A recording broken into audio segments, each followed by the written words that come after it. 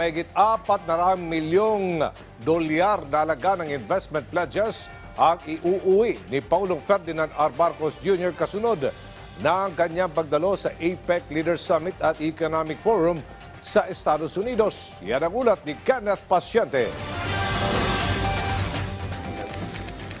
Bukod sa pakikibahagi sa 30th APEC Economic Leaders Meeting sa Estados Unidos, dumalo rin sa ilang economic forum si Pangulong Ferdinand R. Marcos Jr. na nagbunga ng positibong resulta. Ayon sa Presidential Communications Office, aabot sa higit $600 million na investment pledges ang nakuha ng Pilipinas sa naging official working visit ng Pangulo sa Estados Unidos. Kabilang ang pangakong pamumuhunan sa telecommunications sector, semiconductor at electronics, pharmaceutical at healthcare, artificial intelligence para sa weather forecasting at maging sa renewable energy.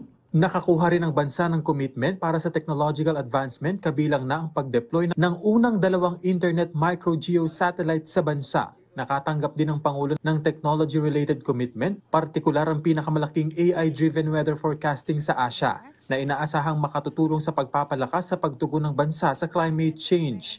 Naging posible ito sa naging kasunduan ng DOST at US-based company na Atmo. Kasama din sa investment pledges ang kauna-unahang specialty oncology hospital na makatutulong sa mga Pilipinong lumalaban sa sakit na cancer. Isang kasunduan din sa pagitan ng Lloyd Laboratories at DifGen ang nabuo, kung saan isang US FDA-approved na manufacturing facility ang itatayo rin sa Pilipinas na mas magpapalakas sa presensya ng bansa sa global pharmaceutical industry. Napirmahan naman ng Meralco at Ultrasafe Nuclear Corporation ang kasunduan para sa planong proyekto para sa sustainable energy, para sa mas mura at reliable na access sa kuryente. Inaasahan na rin pag-uusapan ng bansa at ilang kumpanya sa Estados Unidos ang pamumuhunan sa semiconductor industry sa bansa.